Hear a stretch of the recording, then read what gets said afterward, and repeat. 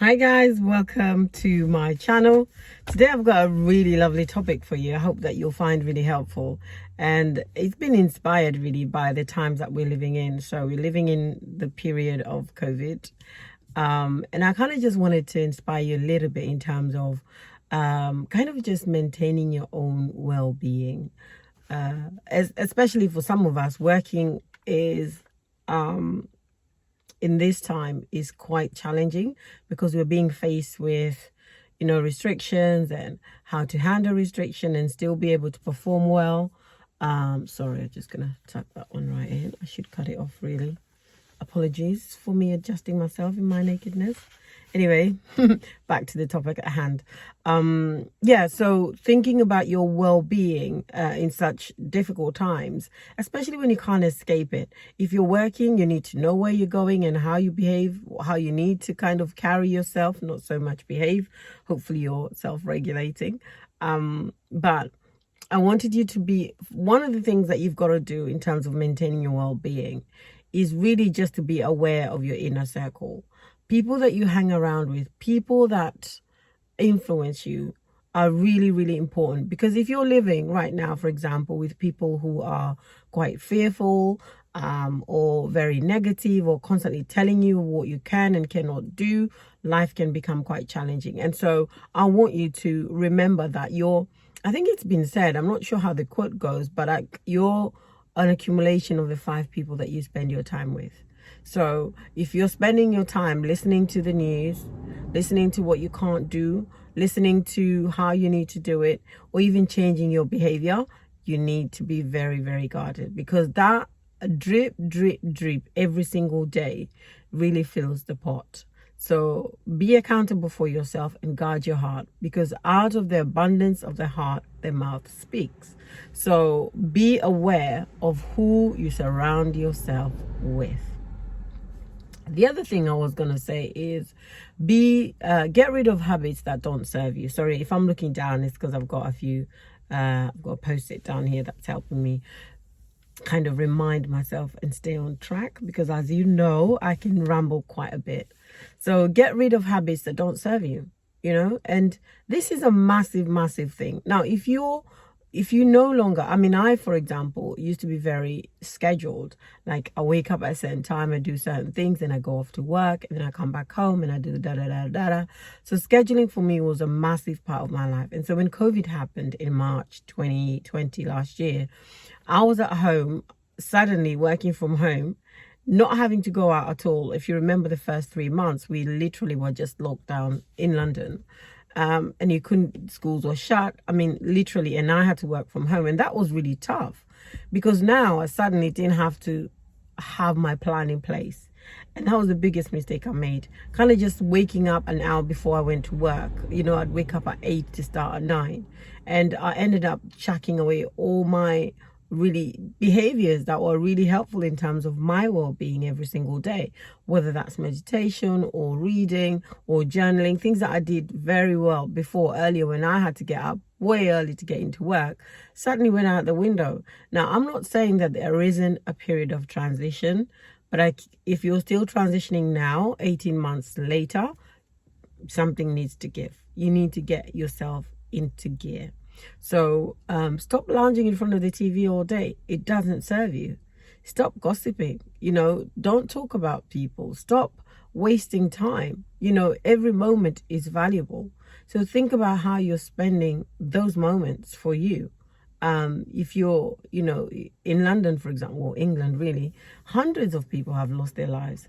They were probably looking forward to next year. You probably will be. I probably will be. But remember to be accountable each day, because every moment you waste is a time wasted in terms of investing in your future. Stop drinking and eating too much. That doesn't serve you. Take a walk if you can. Exercise. You don't have to go out and run 5k, 0 to 5k, as they say here. You could just walk every single day. That could serve you really well. So just things like that is something that you need to really think about. The other thing is focus. Lack of focus can really affect how you carry your day, and eventually your month, and eventually your year. So think about how you're focusing, what you need to be doing in your life. What are your priorities? What are your goals? How are you doing them every single day? If you're focusing on goals, you know for sure that consistency is the thing. Repetition is the mother of all skills. So if you're not repeating what you're doing every single day, eventually it means that you'll not get the outcome that you need. Make some goals. That's another thing, you know. If you don't know what you're working towards, then how can you get there? If you've got crappy friends, how about investing or setting a goal in terms of having really good friends or having friends that invest in your life? Not many. Most of us really need 2 or 3 people who are really will add value to our lives. So it's about, how do you invest in that? How do you make sure that your friends serve you to the best of your ability, that they bring the best out of you? The other thing could be getting a better job.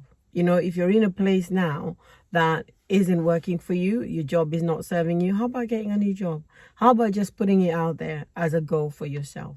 And I know most people who have changed their careers during COVID, partly because they've been triggered by what the world has to offer, but also you realize time is actually quite short. Might want to set a goal around reading or around exercising. As I said, exercising doesn't have to be massive. It could just be a half an hour walk every single day, and in a week you will have done how many hours? 3.5 hours by just doing half an hour a day, if my maths is correct. So the first one is beware of your inner circle. The second one is making sure that you get rid of bad habits. The third one would be setting goals. The fourth one would probably be humor. I think if there's one thing that's changed my life, is actually laughing at life. Because I think sometimes we're too serious. We are way too serious about what life has to offer for us. And in that, we just allow ourselves to live in the more of the doom and gloom of life, because we are never seeing the bright side of life. And one thing I tend to do most weekends is just watch a comedy show, and there's plenty of them in YouTube. You don't have to be on Netflix or TV, but just make sure you're not overindulging, that you're spending too much time doing it. Put a limit on it. Put a limit on what you want to watch on YouTube.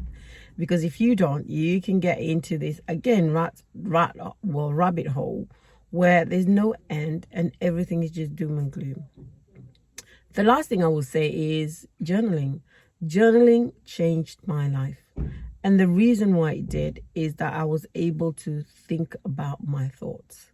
I was able to look at what I was thinking and adjust accordingly. Now, you don't have to read your own journals, but I think for me, it's really helpful to look back. Maybe even just last year, I'll pick up a journal and I'll just look through it roughly, just to see what I was going through and how I was thinking.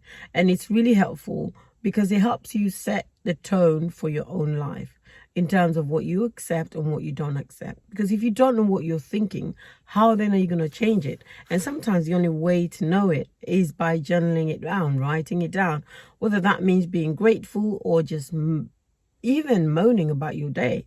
Rather than going out to tell other people, why don't you write it down? It's the most impactful thing you will ever find. Because once you write it down, then it means that it's out of your system, you're not overthinking it, and you're not inclined to talk to somebody else about it, which, as we know, will end up being a gossip, and that's not good for your soul. It also reminds us to be grateful. Many people have written about how much journaling has helped them in terms of gratitude and being grateful for life, and that's really helped me. And another thing, it's actually a really good tool for problem solving. Because when you write down, I don't know what I'm doing, your next writing could probably be, maybe I could do this, or maybe I could explore that. Just fleshing it out on paper really helps you clarify the issues themselves. Because sometimes we don't even know what we're thinking. We just know we're angry about something. If you're anything like me, sometimes I'm just pissed off in life, and I don't know what's pissed me off. It might have been somebody that said something that very, very innocuous, that completely set me off. And because I'm in the process of understanding myself, even more each day, writing it down kind of reminds me, oh, you know, so this happened. You kind of, if you're journaling and you journal it chronologically, you can almost start seeing, oh, that's what they said, because that's what triggered me. And then you can go back and unpack yourself. So I think it's a really powerful tool to use. And even if you don't know what you're doing, like when I started journaling, I think I've been journaling since I was about, I would say about 12 or 13. And even I didn't know what I was doing. It was just an outlet for me. I was quite a loner anyway since those days. I just enjoyed spending time with myself.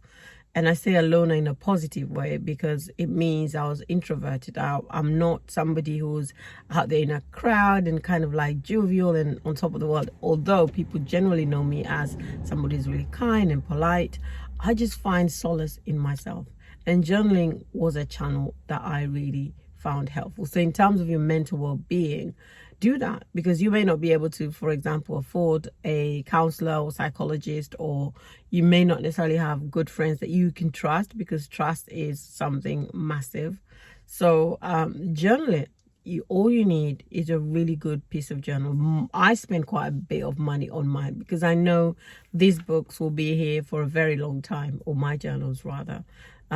So it's important to make sure that you know, whatever you have anyway, spend it on a really good book and write your thoughts down, because your thoughts are really powerful. And you'll be surprised that once you start to offload and journal, you will be coming up with gems that you will not believe existed in your being.